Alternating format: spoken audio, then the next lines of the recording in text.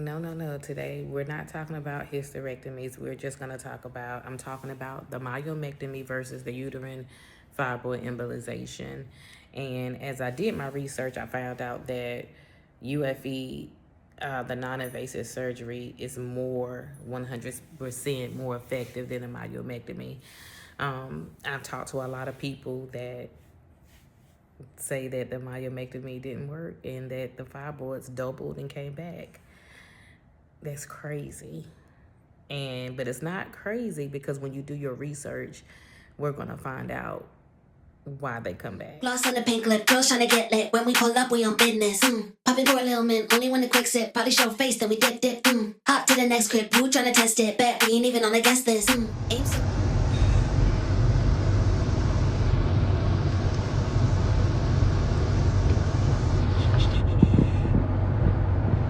Hey everybody, happy Therapy Thursday. I just wanted to come on here and get some nuggets and tell you guys about there was a lot of people who were commenting and wanted to know about the procedure, how the procedure went, because there's a lot of females that are battling with fibroids.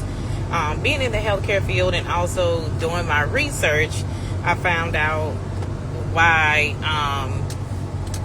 one treatment is way better than the other. So I want to kind of give some females some tips. I hope you guys can hear me.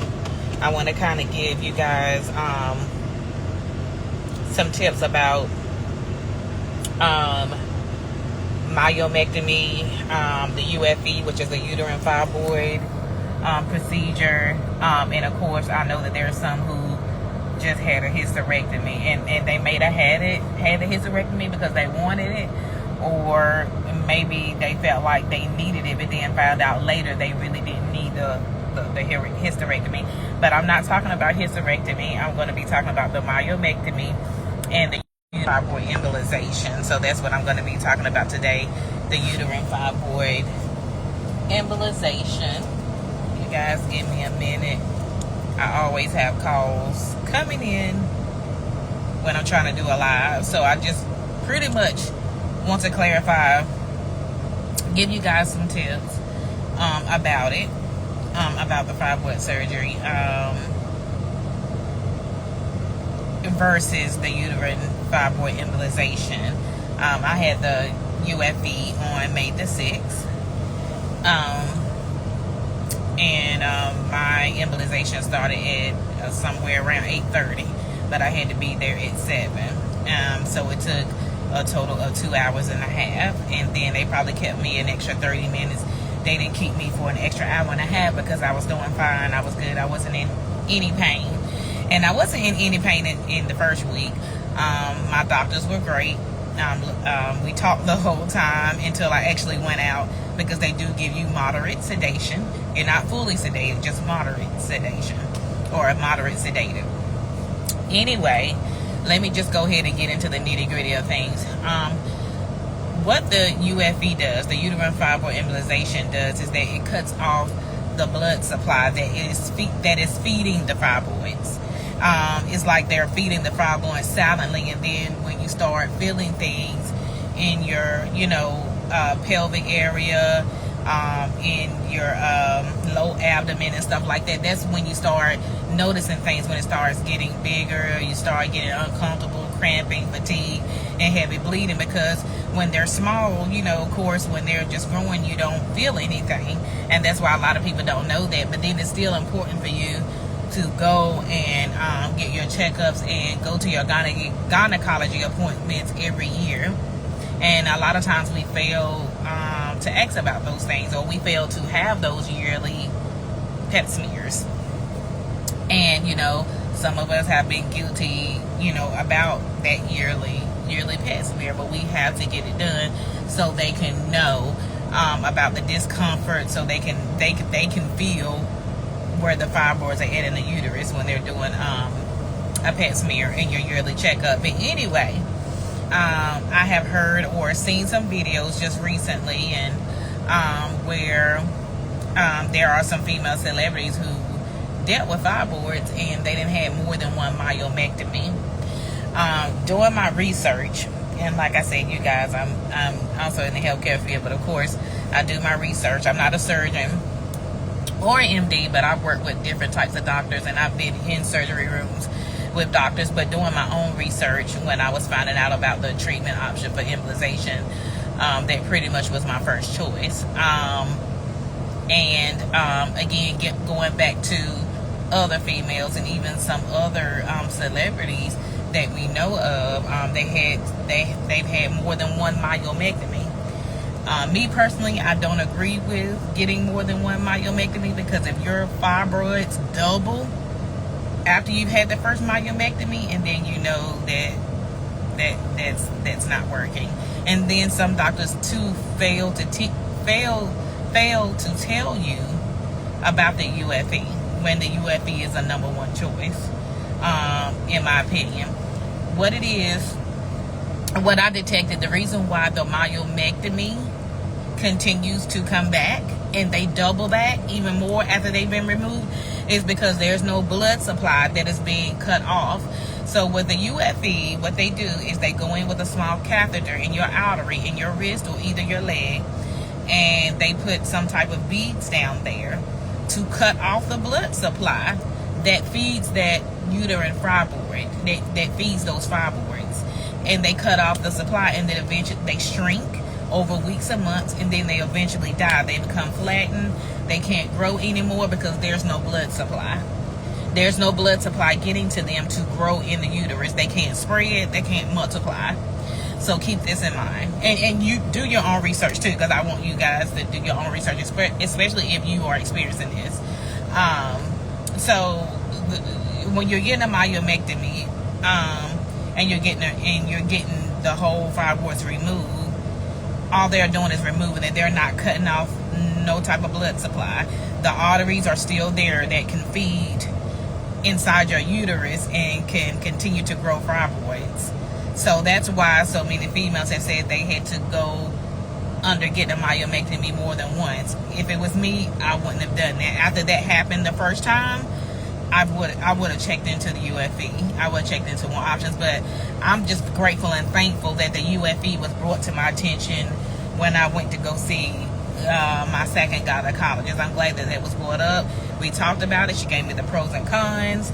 Me being a believer, I know that there are some cons that females don't like because they're scared of the risk of conceiving again. But as a believer, I believe God, whatever his will is going to be.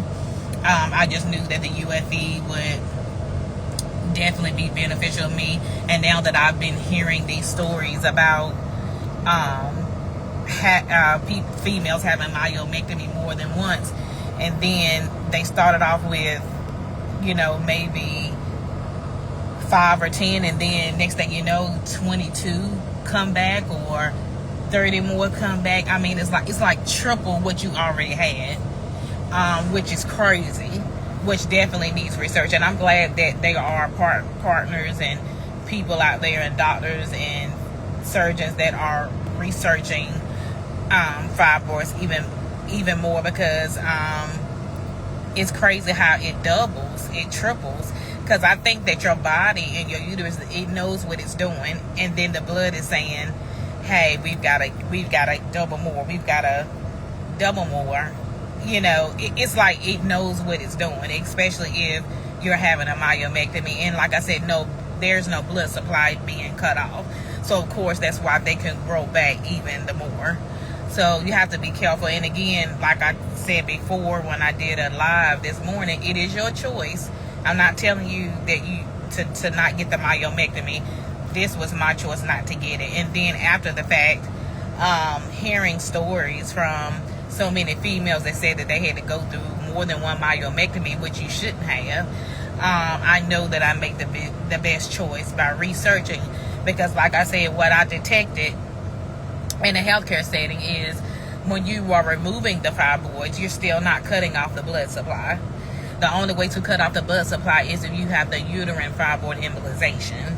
They cut off the blood supply by cutting off that artery, so those fibroids will not multiply, and so they will not be fed. Of course, the symptoms are shorter. Your recovery goes well. Sometimes there are side effects to the UFE. Like for me, I had low-grade fevers off and on, and I also know that it's because I have an autoimmune disorder. So I was actually on medication, on my regular medication plus their medication. My first week was great. The second week, the first 2 days, I did get sick. Had fevers off and on and cramping. That was it for that Monday and Tuesday. Third week is great. So I'm basically in my third week. So I'm continuing to do normal activities and do stuff. I did say I was going to start back walking. I have not really started doing any. I still make sure I take the walks when I'm taking the dog for a walk, but I'm talking about actually walking back my 2.5 miles to 3 to 5 miles like I used to do. I'm going to start that regimen back very soon. But I do recommend the UFE. If you're a female, I do recommend that personally. But again, I can't tell you about your body and what you should do. But doing the research and doing the healthcare research, that's what I find out. When you want to go for a myomectomy, keep in mind there's no blood supply being cut off that feeds that fibroid. So there is going to be a big chance, which it has been a chance, because I've heard stories in interviews, they will come back, and they'll come back double when you get the myomectomy. So just sharing education with you all. I know that there were some people in the comments that wanted to know about it, so I actually did a video on